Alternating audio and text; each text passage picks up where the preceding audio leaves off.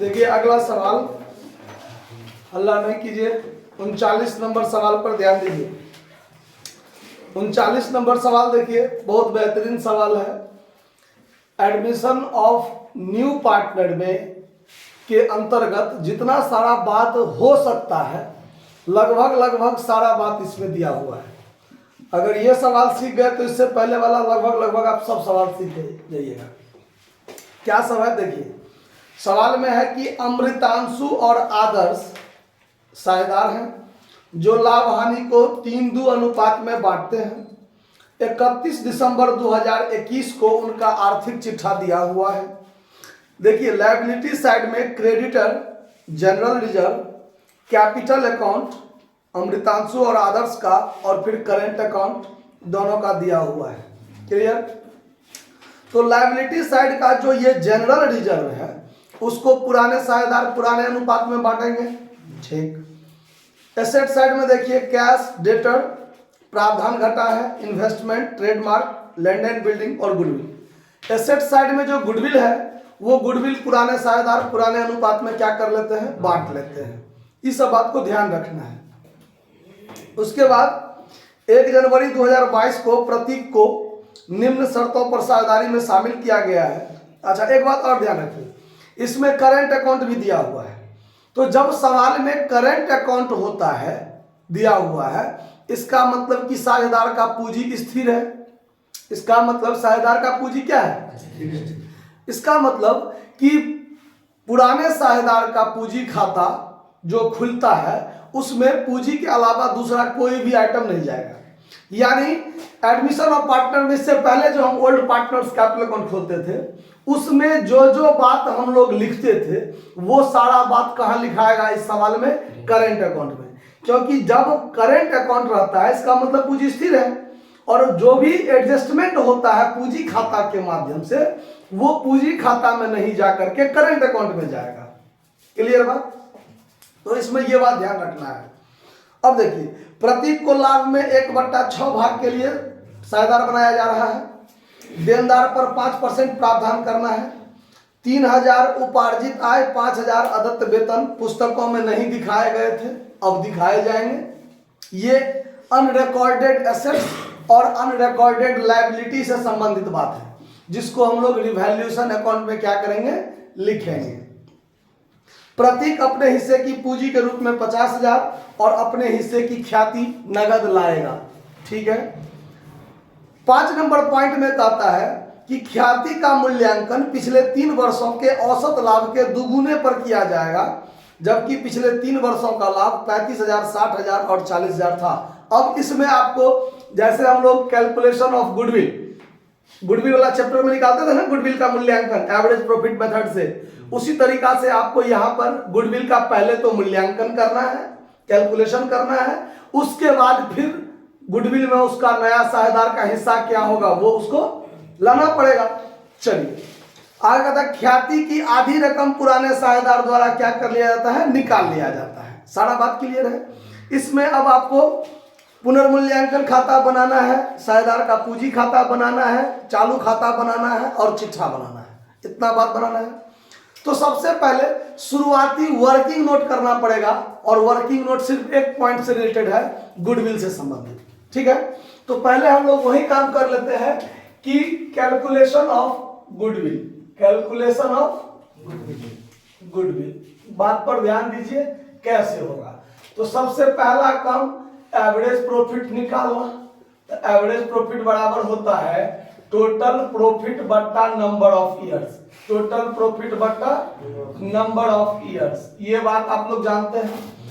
3 साल का प्रॉफिट आपको सवाल में दिया गया है जिसमें 35, 60, 40, 35,000, 60,000 और 40,000 दिया हुआ है, बट्टा 3 करना है। तो अब ये जो हो जाएगा तो 1,35,000, 1,35,000 बट्टा 3 तो कैलकुलेशन करके आएगा 45,000। उसके बाद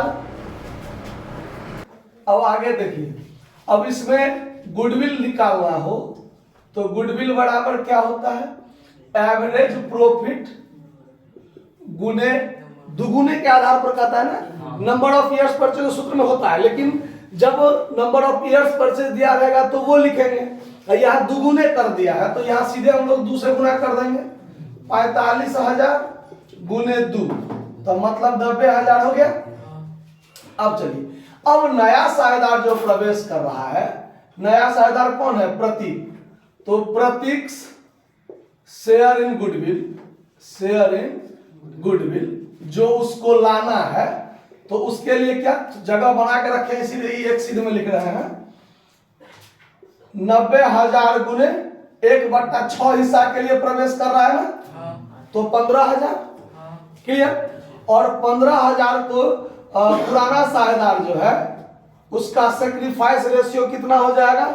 जब नया अनुपात नहीं दिया गया हो तो पुराना ही त्याग होता है। तो sacrifice ratio of Amritanshu, Amritanshu and Adarsh उसका कितना है? 3:2 है।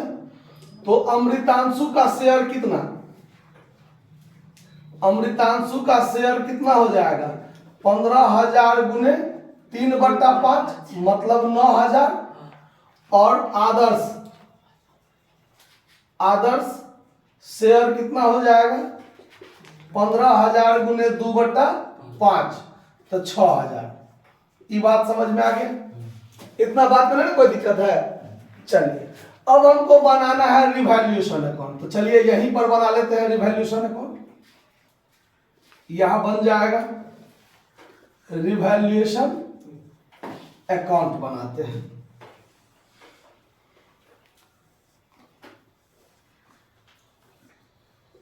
Credit debit. अब देखिए, रिवैल्यूएशन अकाउंट से संबंधित जो पॉइंट है वो पॉइंट है 2 नंबर पॉइंट और 3 नंबर पॉइंट। सिर्फ 2 बात, 2 नंबर पॉइंट 3 नंबर पॉइंट। क्या कहता है कि देनदार पर 5% प्रावधान करना है, यही करा ना। तो अब देखिए आपका बैलेंस शीट में देनदार कितना है? बैलेंस शीट में देनदार आपको इसमें 2 दिख रहा है। एगो 30,000, 30,000 में से 1,000 प्रावधान है तो 29,000। तो 29,000 पर ध्यान नहीं देना है।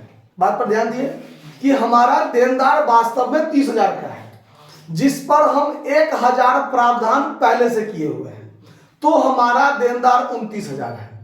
लेकिन जिस पर हम प्रावधान किए हैं, जिस पर हमारी बुड़ने की संभावना है, तो संभावना है ना, दे भी सकता है नहीं भी दे सकता है, तो देनदार तो वो भी है मेरा। इसका मतलब हमारा देनदार वास्तव में 30,000 है।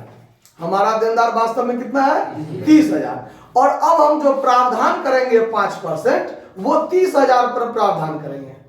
तो 30,000 का 5% कितना हो जाएगा? 1,500। 30,000 का 5% 1,500।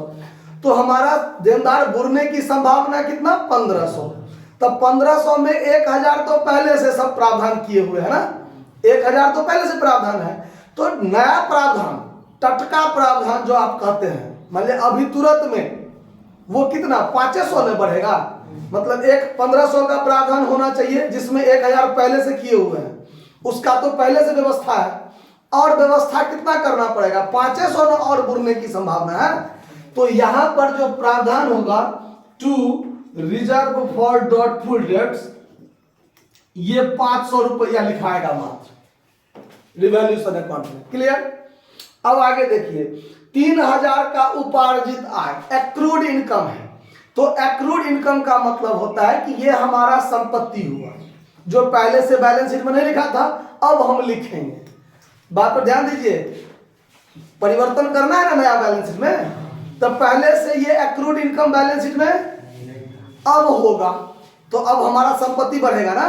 तो एक्रूड इनकम क्या होता है जानते हैं ना, कि किसी पर मेरा पैसा कमाया हुआ है मगर अभी तक दिया नहीं है। जैसे आप लोग पर हमारा ट्यूशन फीस हो गया है, 1 महीना पढ़ा दिए हैं, आप पर हमारा ट्यूशन फीस बन गया है, मतलब हम कमा लिए हैं मगर आपने अभी तक नहीं दिया हमको, तो ये हमारा क्या हुआ? Accrued income.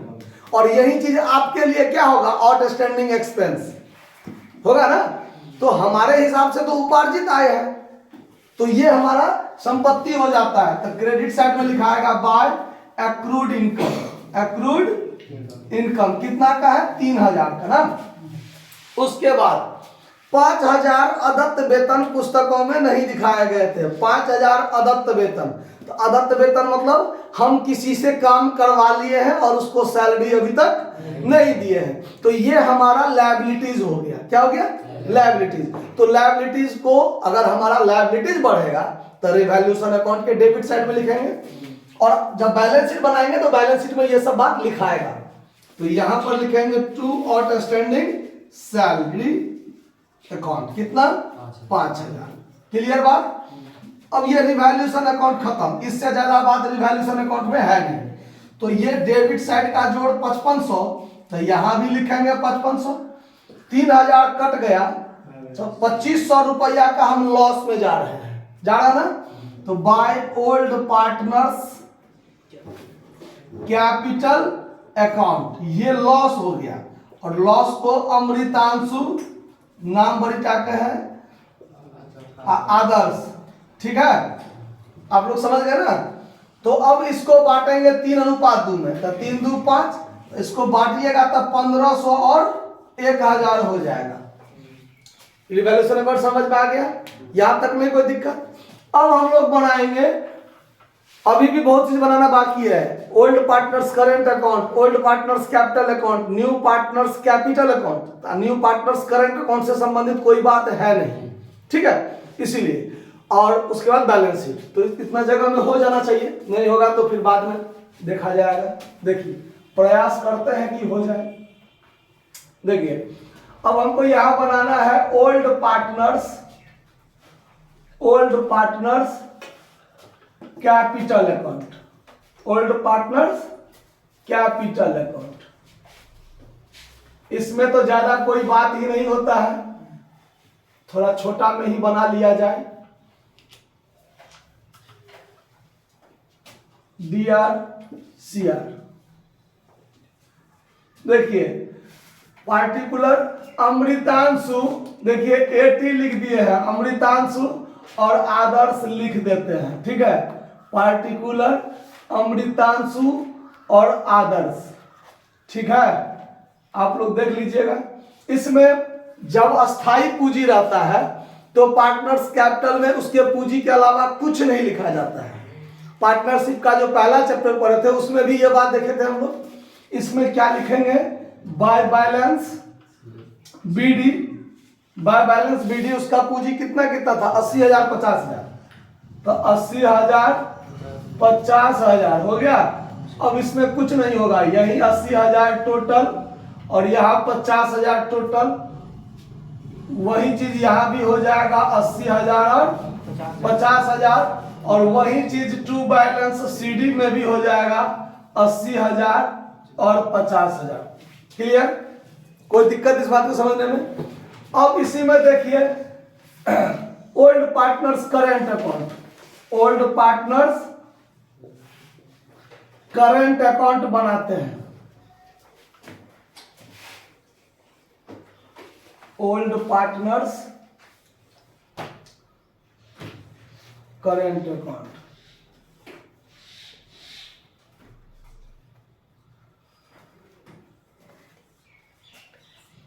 DRCR particular Amritanshu Adarsh, particular Amritanshu और आदर्श 80 लिख दिए शॉर्टकट में। ठीक है, अब करेंट अकाउंट में क्या सब होगा उस पर ध्यान दीजिए। करेंट अकाउंट में यदि उसका शेष दिया हो तो बाय बैलेंस बीडी लिखते हैं, अन्यथा नहीं लिखते हैं। तो बाय बैलेंस बीडी देखिए लायबिलिटी साइड में 12,000 8,000 दिया हुआ है, तो बाय बैलेंस बीडी 12,000 8,000। अगर ये चालू खाता का शेष डेबिट या क्रेडिट कुछ भी हो सकता है, अगर यही करंट अकाउंट का शेष एसेट्स में रहता, किधर रहता? एसेट्स में रहता, तो यही चीज टू बैलेंस बीडी इधर लिखते, बाय बैलेंस बीडी इधर नहीं लिखते, टू बैलेंस बीडी इधर लिखते अगर लायबिलिटी में रहता तो। लेकिन इसमें एसेट्स में रहता तो, लायबिलिटी में है तो बाय बैलेंस बीडी। अब चलिए, जितना सारा काम कैपिटल में होता था वही सारा काम इसमें होगा। जनरल रिजर्व बटाएगा इसी में, गुडविल बटाएगा इसी में, रिवैल्यूएशन लॉस प्रॉफिट जाएगा इसी में, प्रीमियम आएगा इसी में, जो सारा काम कैपिटल के माध्यम से होता था इससे पहले, वो सारा काम करंट अकाउंट के माध्यम से होगा। ठीक है, तो देखिए लायबिलिटी साइड में जनरल रिजर्व है 20,000, तो जनरल रिजर्व यही बताएगा बाय जनरल रिजर्व 20,000 है, तो 12,000 8,000 3-2 अनुपात में बटा जाएगा है। उसके बाद बैलेंस शीट में गुडविल है, देख लीजिए 20,000 बैलेंस शीट में गुडविल है, तो डेबिट में बटा जाएगा टू गुडविल, 3-2 अनुपात में तो 12,000 8,000। ठीक है, रिवैल्यूएशन में देखिए ये जो लॉस है, ये लॉस यही आ जाएगा टू रिवैल्यूएशन अकाउंट लॉस 1500 1,000 हो गया। नया साझेदार प्रीमियम लाया है कितना, तो इस दोनों का जो हिस्सा होगा वो किधर जाएगा, क्रेडिट में बाय प्रीमियम अकाउंट करके जाएगा ना, कितना कितना 9,000 6,000। और लास्ट पॉइंट पर ध्यान दिया जाए, लास्ट पॉइंट कहता है कि ख्याति की आधी रकम पुराने साझेदार क्या करते हैं, निकाल लेते हैं। तो ये जो 9,000 6,000 बताया है उसको टू कैश अकाउंट करके, सवाल में बैलेंस शीट में कैश है कि बैंक है, देखिए तो कैश है, अच्छी बात है, तो कैश अकाउंट लिख करके इसका आधा निकाल लेगा, तो 4,500 ही निकालेगा, 3,000 ही निकालेगा। सारा पॉइंट क्लियर हो गया, एक भी बात तो छूटा नहीं छूटा। चलिए इसका जोड़ घटाव कीजिए, टू बैलेंस सीडी निकालिए। तो अब यहां पर करेंगे तो 12 12 24 24 और 9 मिलाकर हो जाता है 33,000, 8 8 16 16 6 22,000। तो यहां भी हो जाएगा 33,000 और यहां 22,000 हो जाएगा। 22,000 में से 8 1 9 और 9 3 12,000 घटाएंगे तो इसका शेष यानी टू बैलेंस सीडी जो बचेगा 10,000, और इसका 15 45 6,000 और 12,000 18,000, इसमें से 18,000 जाएगा तब 15,000 टू बैलेंस सीडी बच जाएगा। समझ में आ रहा है। अब बनाएंगे क्या, न्यू पार्टनर्स कैपिटल अकाउंट। तो न्यू पार्टनर्स कैपिटल इतना में एडजस्ट हो जाएगा, तो यहां लिख देते हैं प्रतीक्ष कैपिटल अकाउंट, जो कि नया पार्टनर है। ठीक है, इसमें तो ज्यादा बात होता नहीं है।